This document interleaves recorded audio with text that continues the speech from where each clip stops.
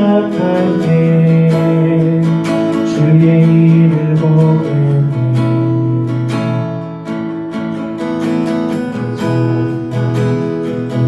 이 기사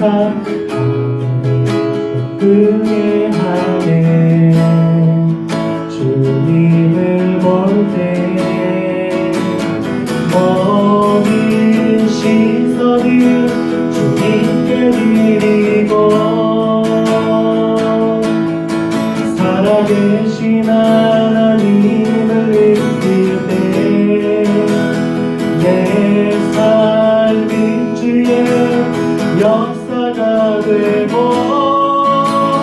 하나님이 일하기 시작하네.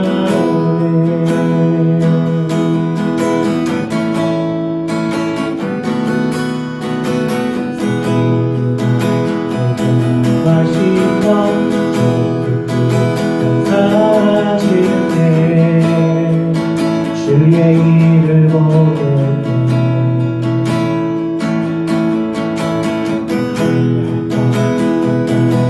그래서 알게 되니 주님을 볼 때 모든 시선이 주님께 드리고 전능하신 하나님을 믿을 때 세상이 주의 나라가 되고 하나님이 일하기 시작하네. 모든 시선이 주님께 드리고 살아계신 하나님을 믿을 때 내 삶이 주의 역사가 되고 하나님이 일하기 시작하네. 모든 시선이 주님께 드리고 전능하신 하나님을 믿을 때 세상이 주의 나라가 되고 하나님이 일하기 시작하네.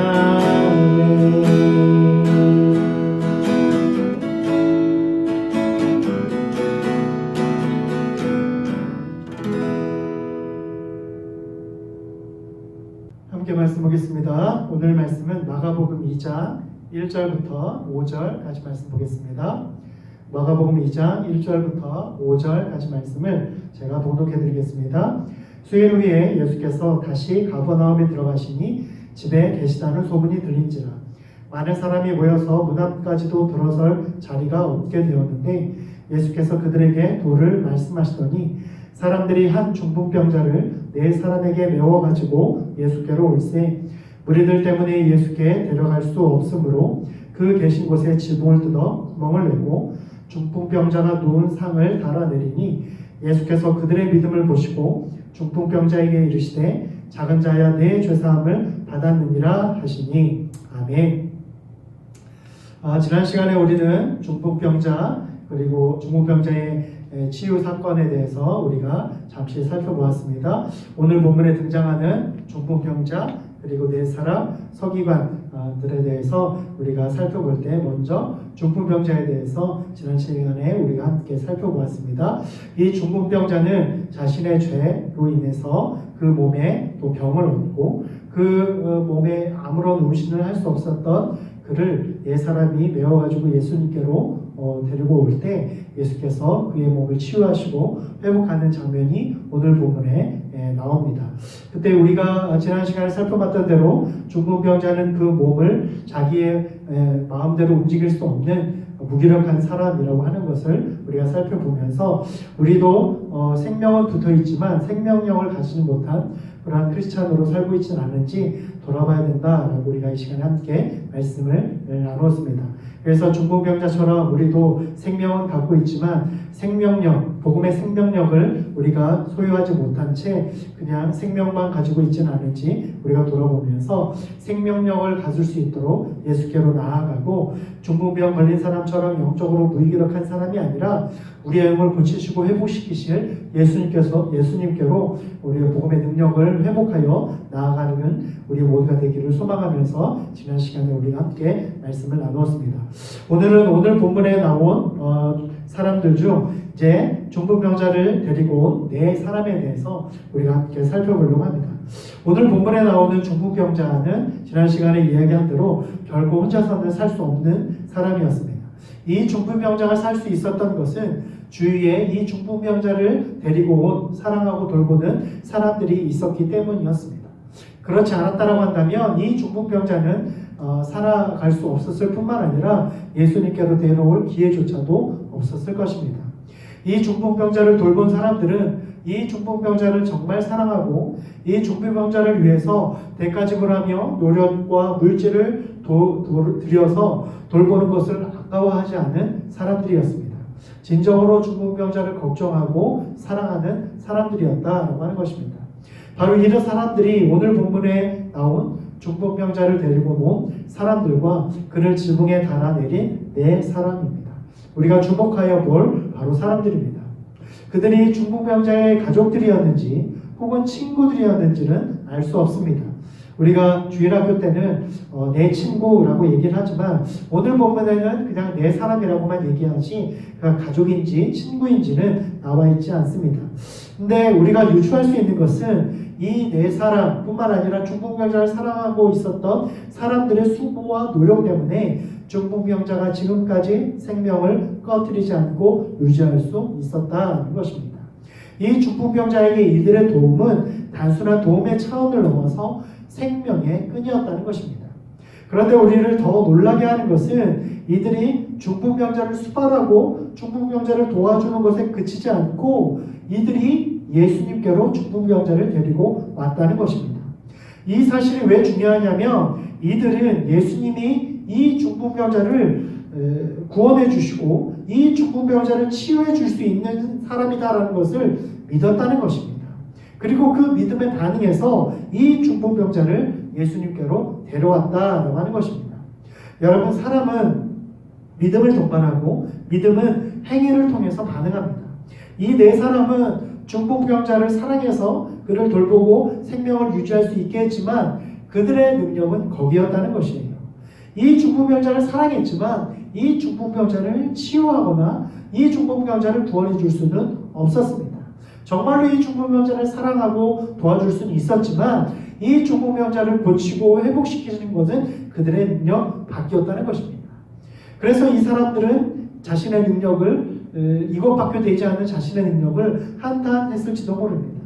그런데 놀라운 소식이 들리죠. 예수님에 대한 소문이 들리기 시작합니다. 그 소문은 자신이 사랑하는 이 중풍병자를 고칠 수 있다라고 하는 믿음으로 바뀌기 시작합니다. 소경을 고치고 또 모든 병든 자를 고치신 예수님의 그 소문은 이 중풍병자를 돌보고 있던 이 친구들 혹은 가족들에게 소식이 들려오고 이 예수님만이 이 사랑하는 중풍병자를 고칠 수 있다라고 하는 확신으로 바뀌게 되었다는 것입니다. 그리고 이 믿음은 이 중풍병자를 이끌고 예수님께로 데리고 오는 믿음의 행동, 믿음의 반응을 하게 됩니다. 하나님은 우리에게도 믿음의 반응을 원하십니다. 믿음은 고백한다고 되는 것이 아니라 그 믿음대로 삶을 살기 시작하는 것, 그 믿음대로 행동하기 시작하는 것, 그것이 바로 믿음의 놀라운 역사로 나타난다라고 하는 것입니다. 온전한 믿음은 내가 믿습니다 라고 말한 것뿐만 아니라 그 말한 대로 믿습니다 라고 하는 그 믿음대로 우리의 삶을 살아가는 것이고 우리가 그렇게 행동하는 것입니다. 히브리서 11장 1절에서 이렇게 말합니다. 믿음은 바라는 것들의 실상이요 보지 못하는 것들의 증거다 라고 고백합니다. 믿음은 정신이나 이념이 아니라 실제로 나타나는 현상이라는 거예요. 그리고 보이지 않는 영적인 것들의 증거함이라고 하는 것입니다. 여러분의 믿음을 하나님과 사람들에게 보이지 않는다고 한다면 그것은 믿음이 아니라 신념이라는 거예요. 이념이라는 것이에요. 믿음은 나의 행동에서부터 나타나는 것, 그 믿음이 나의 행동을 결정짓고 그 믿음이 나의 모든 삶을 결정짓게 만든다는 것입니다. 이 믿음으로 아브라함이 하나님의 부르심을 얻었을 때 그 갈 길을 알지 못하였지만 하나님이 부르신 대로 믿음으로 나아가기 시작했습니다.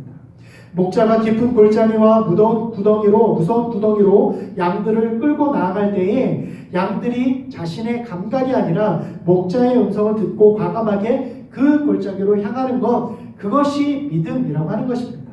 목자를 향한 믿음으로 양들이 자신들이 가장 두려워하는 어두운 골짜기, 죽음의 골짜기를 가는 것마저 두려워하지 않는 것은 그만큼 목자를 믿었기 때문이죠. 이 사람들은 그 믿음에 반응하여서 예수님께 중풍병자를 데리고 옵니다.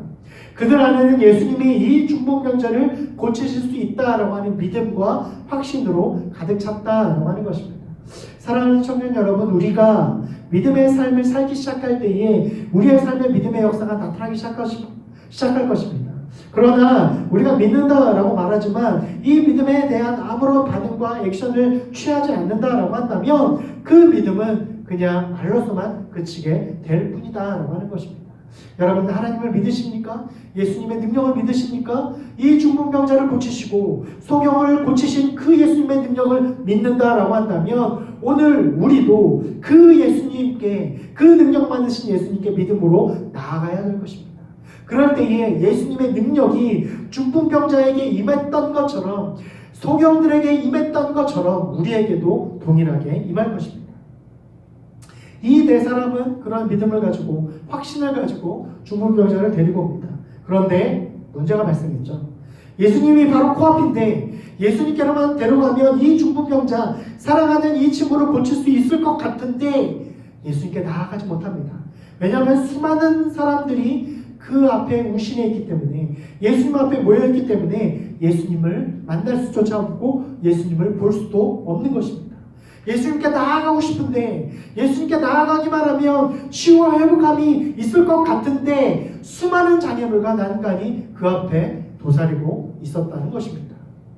믿음에 반응했는데 생각지 못한 시험이 다가옵니다. 믿음에 반응했는데 생각지 못한 장애물이 내 앞에 가로막습니다.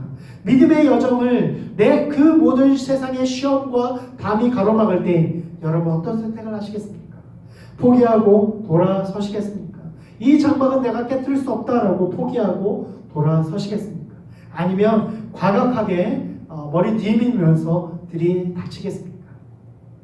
이 중풍병자를 데리고 온 사람들은 믿음이 있었을 뿐만 아니라 믿음 되게 하는 열정과 지혜도 소유한 사람들이었습니다.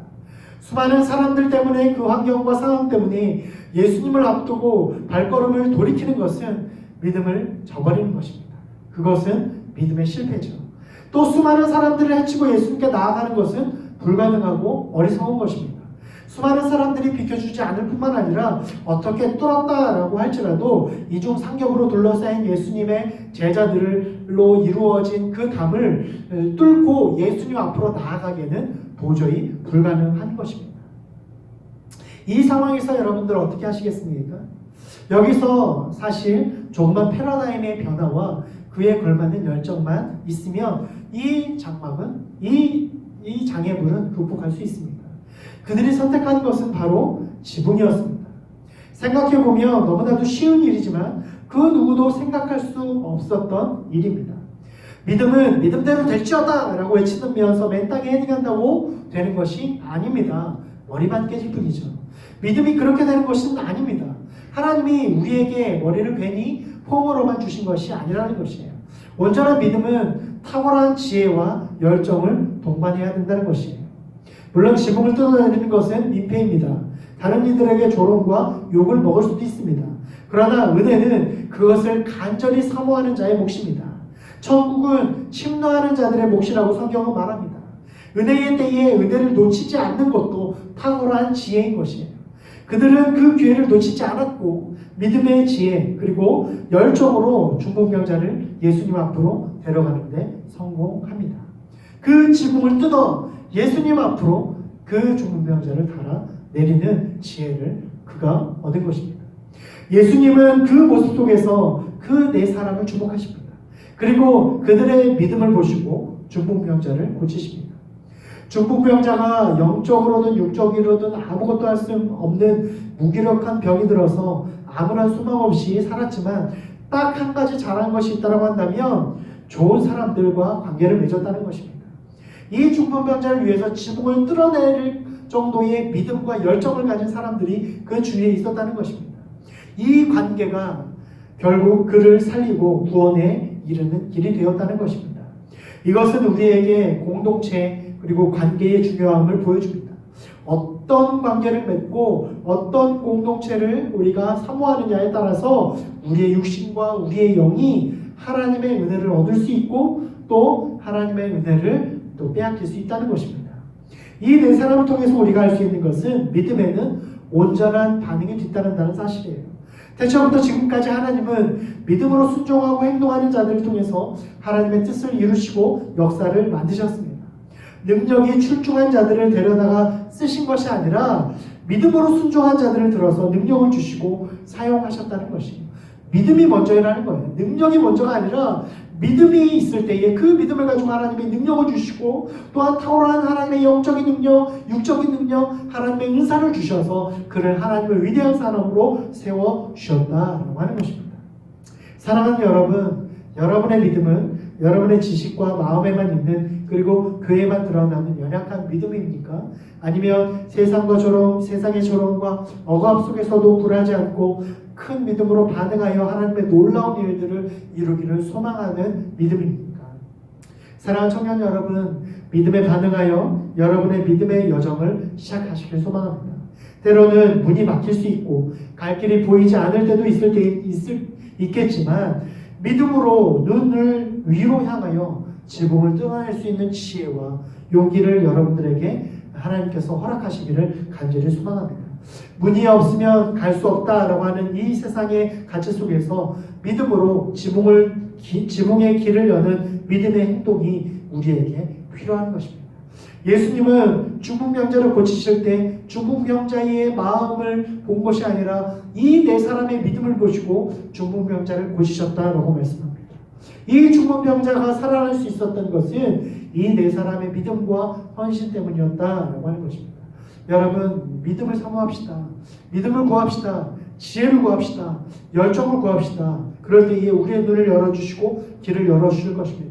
여러분이 믿음으로 반응하기 시작할 때 하나님이 여러분의 믿음을 보시고 여러분들을 구원해 주실 뿐만 아니라 여러분들이 믿음으로 다른 이들을 돕고 다른 이들을 사랑하고 믿음과 열정을 가지기 시작할 때 여러분의 가족과 여러분의 친구와 여러분 주위에 있는 사람들도 여러분 때문에 복을 얻고 여러분 때문에 구원을 얻고 여러분 때문에 예수님을 만나게 될 것입니다. 기도하시겠습니다. 하나님 감사합니다. 오늘도 우리 청년들과 함께 말씀을 나눌 수 있도록 인도하심에 감사를 드립니다. 오늘 본문에서 중풍병자 네 사람 서기관 중에 우리가 중풍병자를 데리고 온 네 사람에 대해서 우리가 함께 살펴보았습니다. 이 네 사람은 이름도 없고 또한 중풍병자와 더불어 어떤 관계인지 알지 못하지만 이 네 사람의 헌신과 열정으로 중풍병자가 살아날 수 있었을 뿐만 아니라 예수님 앞에 나오고 예수님의 구원을 얻고 생명을 얻게 되었음을 우리가 말씀을 통하여 깨닫게 됩니다. 이 네 사람의 믿음 때문에 중풍병자가 생명을 얻고 칭찬을 얻게 되었던 것처럼 우리도 하나님 믿음에 반응하여 나아가기 시작할 때 우리의 믿음을 보시고 하나님의 구원과 생명의 놀라운 역사를 우리를 통하여 이루어 주시도록 주님 인도하여 주시고 역사하여 주시옵소서. 우리에게 믿음을 주시고 그 믿음에 반응할 수 있는 용기와 실천을 허락하여 주시어서 우리의 삶 가운데에 믿음으로 살아가며 믿음으로 반응하며 믿음으로 행동할 때에 우리를 통하여 수많은 중풍병자들이 구원함을 얻고 우리를 통하여 하나님의 믿음의 역사가 나타날 수 있는 놀랍고 귀한 우리 모든 청년들 될 수 있도록 역사하여 주시옵소서. 그렇게 하실 주님을 기대하고 소망하고 감사드리며 예수님의 이름으로 기도드립니다. 아멘.